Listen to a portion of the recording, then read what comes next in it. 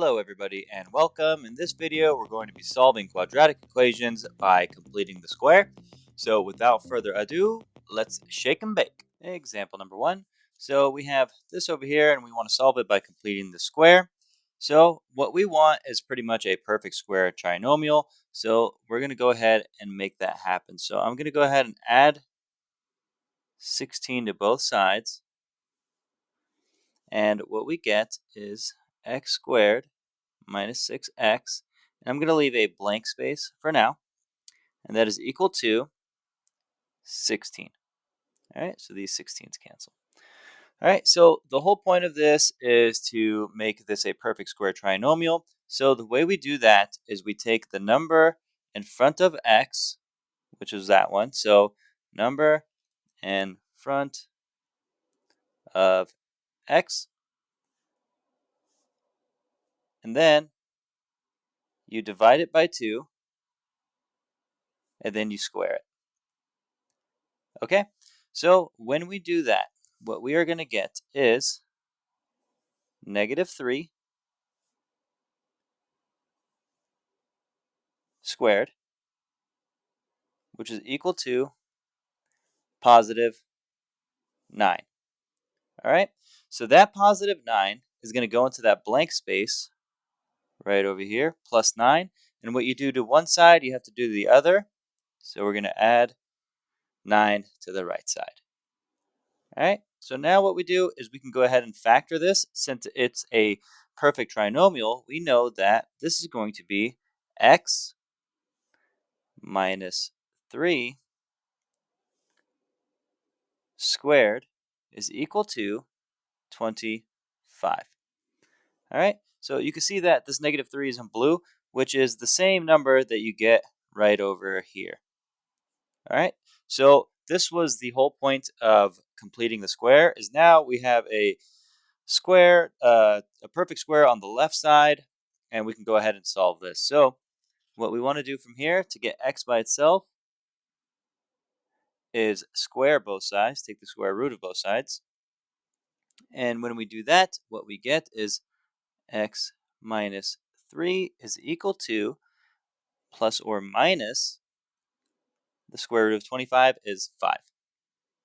Okay, so what I'm going to do now is add 3 to both sides.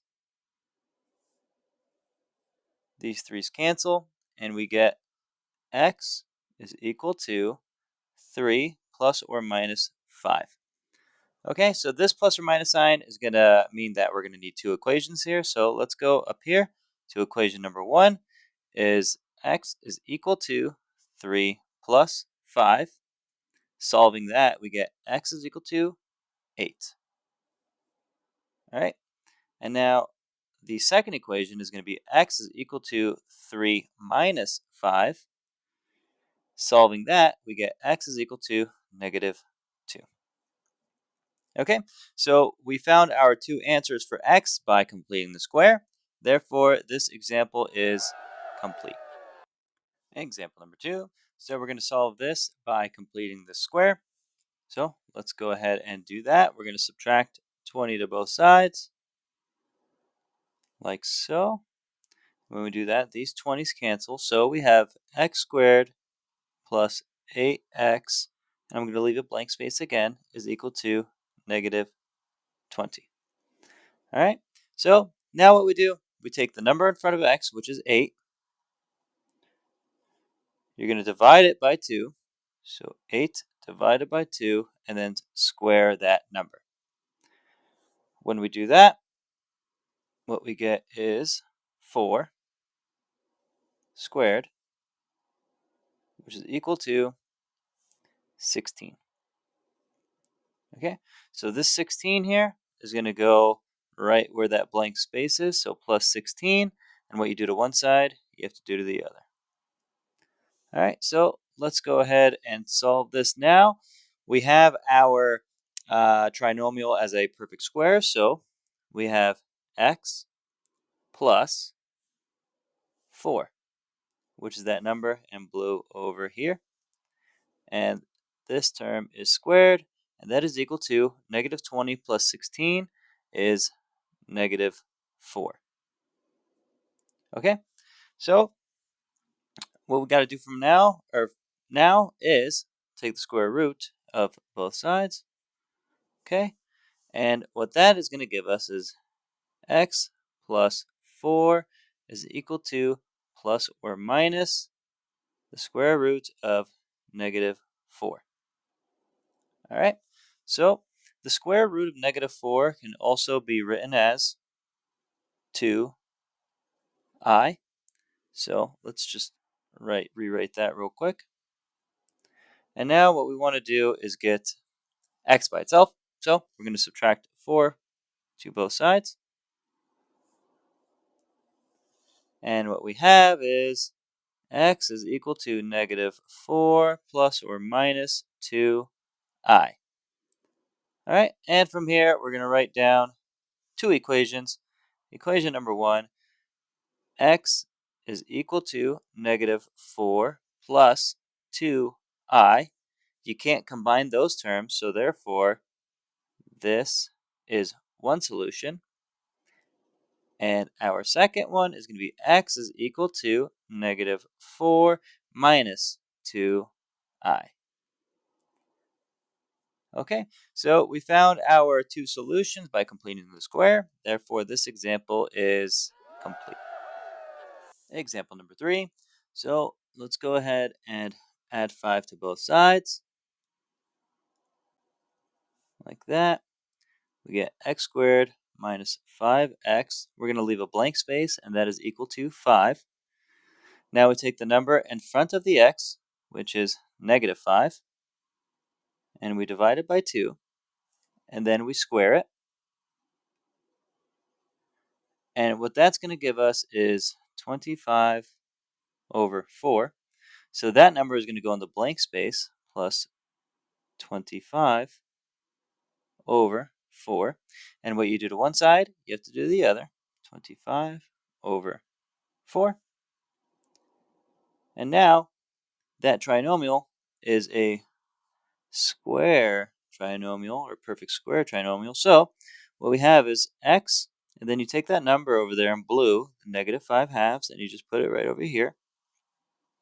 This is squared, and that is equal to 5 plus 25 over 4 is going to give you 45 over 4, because that 5 becomes 20 over 4, and then you add those together. All right, so next step here is to take the square root of both sides. Then what we get is x minus 5 over 2 is equal to plus or minus the square root of 45 over 4. Okay, so 45 over 4, we can reduce that a little bit, and let me show you how to do that whenever you have a large number and you're trying to figure it out. So what you could do is you could do the prime factorization. So 45 breaks down into 5 times 9, and 9 can be broken down into 3 times 3. So since we have two 3's, we can pull that out.